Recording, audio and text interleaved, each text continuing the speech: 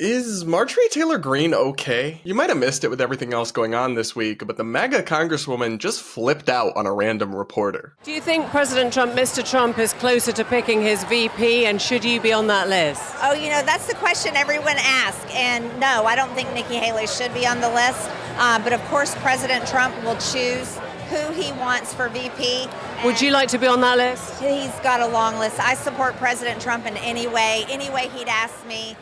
But I can assure you it won't be Nikki Haley. And can you tell me why so many people that support Donald Trump love conspiracy theories, including yourself? He seems to attract lots of conspiracy theorists. Well, let me tell you, you're a conspiracy theorist, and the left and the media spreads more conspiracy theories. We like the truth. We like supporting our Constitution, our freedoms, and America first. So what about Jewish space lasers? Tell us about Jewish space lasers. No, why don't you go talk about Jewish space lasers? And really, why don't you off? How about that? Thanks. Thank you very much. So that went 0 to 100 real quick. We're going to break it all down, but first, I'm Brad Polumbo, and welcome back to Mediaite, your home for commentary and coverage on the intersection of media and politics. If you're new here, please do consider subscribing and sticking around, and maybe even turning on those bell notifications. Now, there's some important context we have to explain to understand this interaction. The reference to Jewish space lasers refers to an infamous 2018 Facebook post where Marjorie Taylor Greene suggested that California wildfires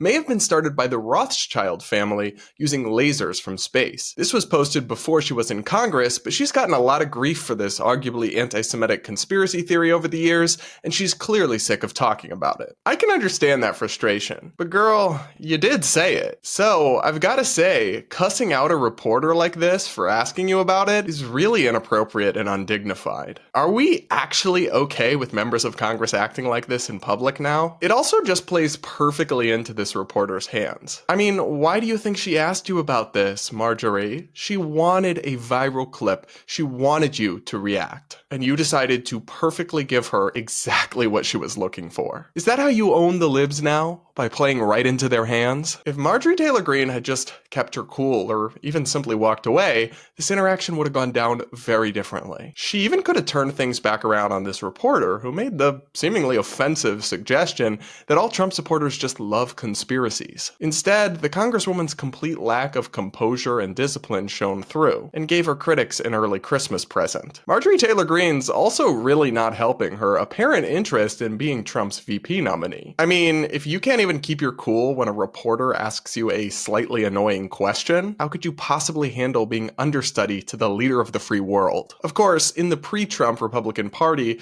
this behavior would have been condemned. But now, our standards on the right have really sunk to basement levels. That's a real shame, and if this kind of thing continues to be the face of the GOP, well, don't be shocked when many Americans don't find that very appealing. Alright everybody, that's it for this video. Thanks so much for joining me, and please do consider sticking around and subscribing. And if you got this far in the video, you must have found something interesting or insightful, so please do hit that like button and comment with your thoughts below. And with that, I'll see you all in the next video.